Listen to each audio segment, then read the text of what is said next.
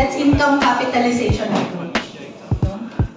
Ang kinocompute dyan is the ground red.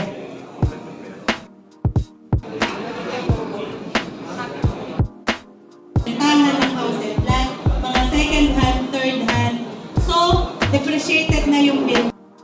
Alam namin ano yung mga need namin hingan ng budget.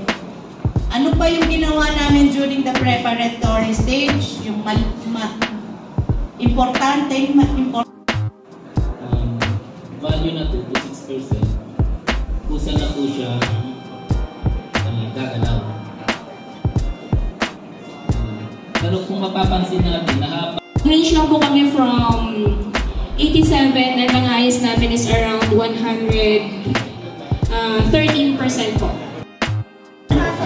During the holding of training workshop on schedule of market value preparation from May 21 to 23, 2025 in Lingayen, Pangasinan.